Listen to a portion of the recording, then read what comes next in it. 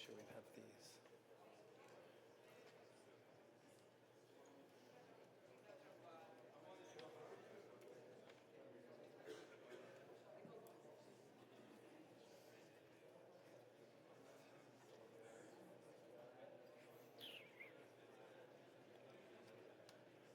Do you need it? This is for translation? Yes, just for, yes. So we'll have translation for Arabic. Do I need to put it? No. Huh? No. Oli? Do I need to put it? Yeah, only, but do you want me to hear the English? If you want to.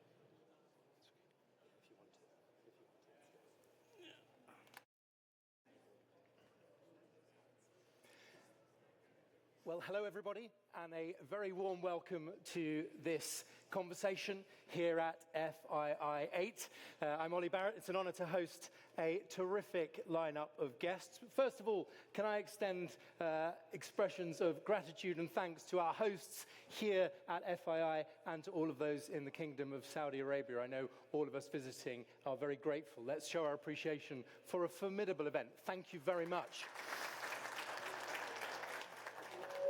Question, what is the macro outlook for real estate and housing? That is our question. From our four guests, at least one will speak today in Arabic, so you have headsets with you on one of those channels if you'd like to use those. Please do. Let me tell you who is joining us on stage here. To my left, Hathal Alutaibi, from an organization that needs no introduction, the PIF, that of course is the Sovereign Wealth Fund of Saudi Arabia. Hathal is the head of real estate, local real estate investment strategy, and his expertise really encompasses a very wide range indeed, including residential, commercial, and mixed-use developments. I notice, Hathal, your background in real estate and finance as well. Yes. Thank you for being with us. Next to you, Salama bin Mlahi bin Saedan. Welcome, is the chair of the board of Masharee. Yeah. So Masharee, so an entrepreneur. Masharee, extremely prominent investor. In fact, one of the largest investment companies in real estate in the Kingdom of Saudi Arabia. Thank you for being with us. Let's just cover off some of the most notable developments known to many of our guests already. I know Laysan Valley, The Zone, Business Gate, Riyadh Front, Home Office, the Red Sea Mall, to name but a few. Thank you for being with us. Thank you. Next to him is Ben Hudson. Now, Ben is the Chief Development and Construction Officer at the Royal Commission for AlUla, which, if you haven't visited, let me say, is absolutely stunning. Thank you for being with us, Ben. Over 30 years of international experience. Now, the Royal Commission, for those that don't yet know, dedicated to the guardianship and development of AlUla, which is, of course, in northwest Saudi Arabia, protecting and revitalizing the region, but then preserving its cultural heritage and using sustainable tourism and community development as well. I'm going to hear how you're doing that. Let's hear from another very dynamic entrepreneurial guest, indeed. Stefan completes our lineup. Stefan Zingerle is the co-CEO of Casa Orascom. That's a developer of affordable housing, communities in emerging markets, so across the Middle East, but also Africa as well. We'll hear firsthand. Over 35,000 homes built to date in 12 countries, part of large-scale government programs, integrated town developments, and disaster relief initiatives. We'll hear all about those. Stefan completes our lineup. Let's give them all a round of applause. Welcome. Now, our guests have come to hear the macro outlook for real estate and housing. Let us pretend, gentlemen, that our panel is 2 minutes long. You only have 30 seconds, Hathal, so I'm putting them all on the spot. If you could say one thing as an FII thought starter, Hathal, what would it be? I believe framing the ecosystem with active participating from all key stakeholders. Joining those dots. Absolutely. Better collaboration. Yes. Right. Ben. Well, first of all, thank you for the kind words about AlUla. I couldn't agree more. It's an absolutely spectacular place. But what I would say is I think that I'm incredibly bullish on housing globally overall.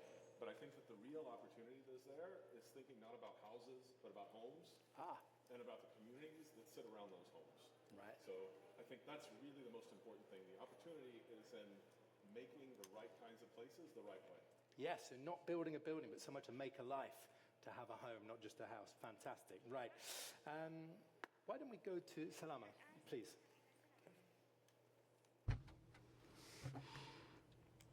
Go ahead, Mr. Salama. تفضل. Salama, if you could say just one thing about the outlook for real estate and housing. ركزنا على ما هي تطلعات الجوانب الأساسية عن العقارات. العقارات تركز على The business model we are let's say it in Arabic that البزنس موديل اللي نعمل عليه اليوم في What we are working today in the Housing Ministry of Housing, it's different today.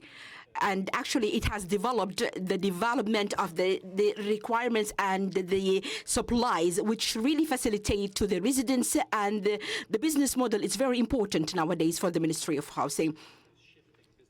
An opening thought. Yeah, the pressure on urban areas, especially in our markets in Africa, is just enormous. And the numbers are huge.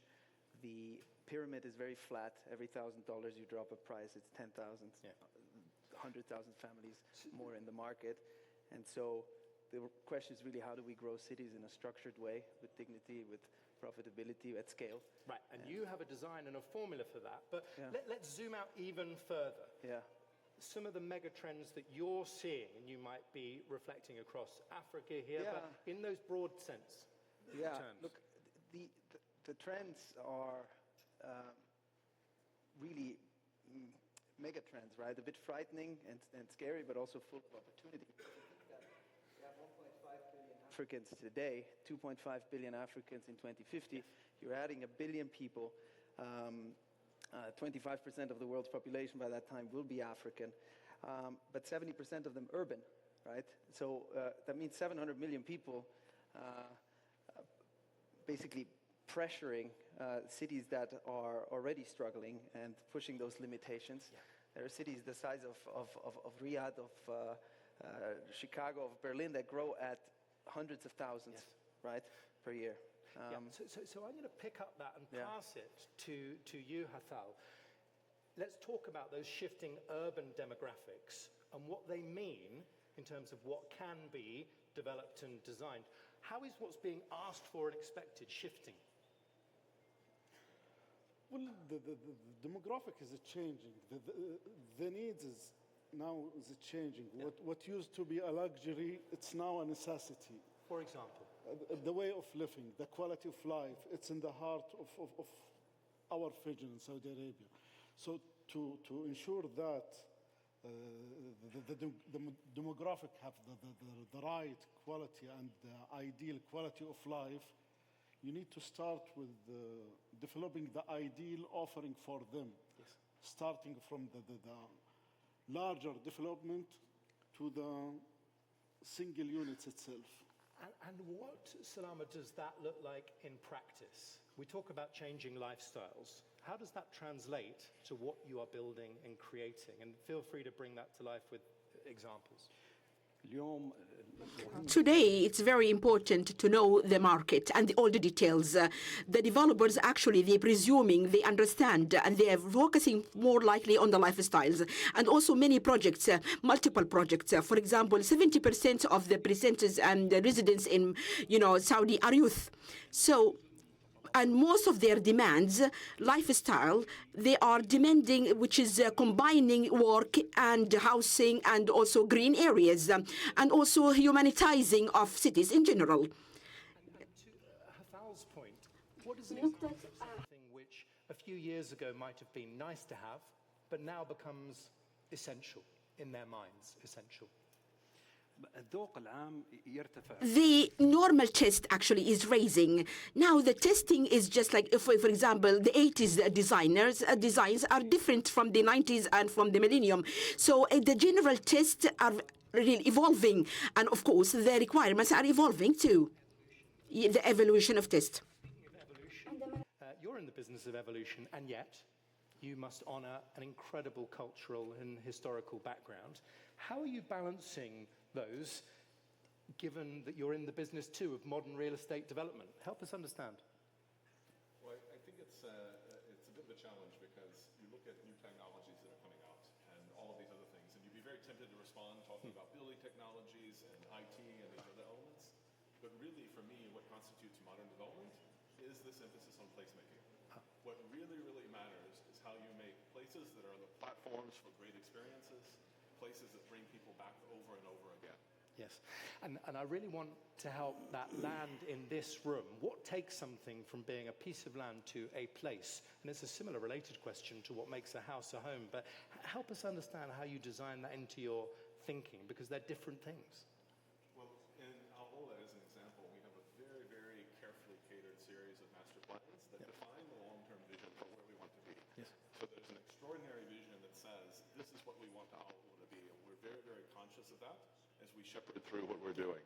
So we have this very, very intense focus on making sure that we create a series of places that activate the entire county. Yes. And just using one example, we have Dar Tantora, which is this spectacular hotel in the Old Town area of AlUla. And this is an area that had existed for hundreds of years as a core of the AlUla region, and it had begun to fall into disrepair in the early 80s. It's been revitalized, and there's an incredible outdoor experience where you can live, work, play, all within a short walking distance. Yeah. And this hotel sits at the heart of that. Right, and that is crucial, that then becomes the center. So very easy to talk about vision and what can be. Let's get an additional reality check, Stefan, of the challenges you're facing on the ground, and be as blunt as you like, because we're all friends at FII. Yeah. No, look, I think there's all these buzzwords, right? Yeah. But in the end, I think human habitation over the past 100 years has not really been disrupted at all, right? You're talking about the largest asset class on the planet, 300 trillion or something in residential real estate. The reason I think we cannot go on like we have is twofold. One is the environment, the single largest source of CO2 emissions is still 40% is still from the built environment. Vast majority of that from operating real estate, basically. And so if we are to reduce the footprint anywhere near net zero, it's very difficult because we're also increasing the global floor space, right? So there's a crunch there. But then the reality on the ground is also that the average project is still 40-50% over cost, over budget. And the reality is also that the average project is 50% over timeline, right? So I know my colleagues working here are maybe in a privileged position with a government that is cutting through some of the obstacles, right? Hathal was thinking there, not on my watch. But you're still talking about years of land DD and years of infrastructure. And I want to ask you, Stefan, shortly what role technology can play. But in a sense, although very different roles, Ben and Hathal, I'd like to understand, almost as commissioners in a sense, you see the big picture. So how do you ensure that the right projects are getting delivered in the right places here in the kingdom, Hathal? How do you approach that in practice? Well, in PIF portfolios of real estate companies and projects, we do have centralized market intelligence system. Yes. We do have centralized functions within the local real estate investment division that developed a holistic asset class strategy for different asset class, whether it's residential or commercial or hospitality or even infrastructure, to ensure that each companies and each project deliver and cater for its purpose within its catchment area and complementing each other without creating a cannibalization situation. Within those development companies? Absolutely. But to what extent do you then see it as a balance between, luxury on the one hand, affordable housing? How do you tread that line? How do you allocate your resources? It's catering for the needs, not pushing what we can develop. It's develop what the target segment needs. This will ensure us that we are having sustainable, growing and profitable demand. And is there anything there, Hathal, that you'd like to see more of from the private sector if you were challenging the entrepreneurs within the sector? Look for the long-term gain, not the short-term gain. Strategically aligned with all key stakeholders, moving away from an opportunistic transactional approach, which used to be the theme within real estate. Now it's different. The market is different. The strategic objective of the country is different. Yes. It's key driver for the vision and diversifying the kingdom economy. So it's more of sustainable growing business. Right. So I want to get your individual takes on this, but let me just notice, Stefan, you're talking about a different type of balance, aren't you? Your impact is baked in to the... Just explain how that works in practice. Well, we are impact driven, right, as a developer. We've got... when we go into a market, we also go in with philanthropies that are linked to my chairman's family, for example. Right, we make sure, for example, in an urban expansion project in Cairo, where there are 12,000 homes built, 35,000 people living there, we process 11,000 cubic meters of water a day, so we for landscaping and provide dignity to segments that otherwise could not have. Yes. And also in that same project, for example, with 400 homeless children off the streets, and they're educated and housed there. So there is, we believe that cities are not just engines of growth. They should also be places of well-being and ultimately happiness, right? And then in practice, Salama, Hathal has talked about encouraging entrepreneurs, the private sector, to think long-term. How does that translate in practice to the need to drive a profitable, successful business this year and next year? Okay. The concept in the beginning. The concept in the beginning, actually, from design, it's very most important, and which is the partnership, of course, these partnerships with fiscal and financial and investment companies, yes? And on that, They are the best, one of the best developers. هم المطورين الأساسيين في تقييم مشاريع الجودة. And of course, to know our target categories, it's very important. That's why we are doing the scanning and mapping to define who are our categories. أود أن أفهم أستاذ سلامة في I'm trying هذا to understand, المثال. though, to what extent you're embedding, considering the social impact of your work, right in the core of your business, or is it, the bricks and mortar first, quality development first, and then where possible, think about that impact? Of course, the quality is very important. In general, it's very clear for us the social impact. But usually we launch our projects into humanitizing of cities and green, of course, buildings and total services. This is main factor for our projects. The sustainability, of course. With a region that goes back literally thousands of years, or a civilization, Ben, to ask you about technology might seem strange, but of course it isn't. Tell us about the role of technology in developing what you're doing.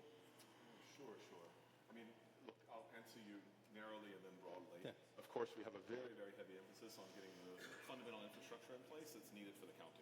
It's not just technology, it's power, water, everything that's needed to make the county function. From the technology side, we have a very sophisticated 5G network we're putting in place. Yep. More than 1,000 kilometers of fiber optic cable that's going in place, and that's that fundamental platform. Sitting on top of that are our city operations, which have a very, very heavy emphasis on smart city operations, being able to have a kind of living model of the city and the environment around us that we can then use to feed back into the developments and integrate into how we're looking at the revitalization projects, the restoration, and the other things that we're trying to accomplish. Understood. And in your position, you must get bombarded by every tech entrepreneur around. Is anything almost underhyped in that sense in terms of getting the basics right? This is where I'll answer you a bit broadly. So narrowly, there are plenty of technologies. The technology goes at light speed as we move forward. But I think the important thing is the pairing of technology, as I said before, with the place at the same time. Right. And that's where the magic occurs. It is getting, a wonderful platform, but then developing the well-rounded space on top that has sustainability, wellness, the other things that we all want to bring to the market. Right. Now, Stefan, I want your take on this, or we'd like your take on this, bearing in mind that some of the communities you're serving might not be traditionally wealthy communities. But Hathal, I want to pick you up on a throwaway compliment you made to Salama. What makes Masharee as a developer exceptional? Because we want to understand that relationship. Not only Masharee projects, they're even the briefest projects. I believe we also have another developers, but to be fair to them, their project is lasting, so they are more of quality project that last. Yes. That makes sense. That makes sense for the long term. Absolutely. Okay, Stefan. Yes. Underhyped, overhyped. Paint us a picture of how technology enhances. Yeah, I mean, we study everything, right? But what we see a lot right now is just incremental improvements, right? So people coming to us, okay, we'll have a better air conditioning, or we have a better window, or this or that. But it's all, in my mind, 10% improvements, right? And you go to the other panels here, and it's all about 10x mindsets, right? Whereas we're still very slow. So as my friend Peter Mandizo says, our linear minds don't really grasp the exponential growth of technology. So my hope is that eventually we will have converging some of these technologies in power generation, in sewage and water, and that will be packaged up. We do see some impressive things like virtual twins, for example, for even training even unskilled labor before they ever step foot onto a site. 3D printing can't do complex buildings yet. Robotics eventually will make it cheaper, I think, but we're not there yet. So at the risk of offending 50% of the room, how progressive in technology has real estate tended to be in your personal experience? I'm still waiting for the breakthrough, right? You see, we're not there. We're still doing it traditionally. What gets in the way? Because there's the talent, you've got the opportunity, you've got the financial resources. What seems to be the issue? I think in a way, exponential technologies are deceptively expensive at the beginning, and so I think they will get cheaper faster than we think. Right. Right. But So- then, if I may add, you still need to match whatever amazing technologies with companies like my colleagues and mine, where we've actually built a community. We implement those, because it's not just about tech; it's about creating a community and creating quality of life and employment. Thank you. Right. Now, I want a final thought from each of you. Ben, in what ways do you think what you're doing at AlUla might inspire other developments around the world? If you had to take an ingredient that you have seen in action, what would it be? That's quite an interesting question. I think it, in many ways, is this real intense focus that we're trying to add on the fundamental underlying demand in the market. What is it that people really need and want? So we can try to drive in one direction, but if we don't keep our ears open and we're not responsive, then we can make all the strategic investments we want, but we still have to respond to what the fundamental underlying market needs. And we're trying to strike that right balance between strategic investment and listening to what people really need. It is that balance. Hathal, your first opening thought was about ecosystem. What more can we all do to help the ecosystem to thrive? What does that need in practice? Let's not assume it's flourishing. There's always more we can do. What should it be? The good thing about the ecosystem, all key stakeholders are sharing the same strategic objectives. However, delivering these objectives and executing is varied. So it's varied between different organizations, even within the organizations itself. So this is the real challenge. It's more of put things in track, deliver a project faster. Yes. And technology doesn't help us on this at this stage. Yet. Yet. Work in progress. So in real estate, delivering the project and developing the project is the key. It's the elephant in the room. Right. Using technology as a PropTech or facility management or building management, this is something. However, using new building technologies to deliver project faster and cheaper is the real challenge. That's an important distinction. And Salama, it's easy to see or believe that you have everything you need to thrive. What are you missing? What do you need to deliver more sustainable that delights your residents? First of all, technology. Real estate technology, actually, it has not been built completely now. The part which is there available is just only very simple, not complete yet, in a goal or a frame that serve the real estate in general. But it's more important also for us in our work, especially in the project, that all the buildings will be flexible. For example, that it will be today, if we have a technology, it's well known, but we don't know the technology which is coming in the future.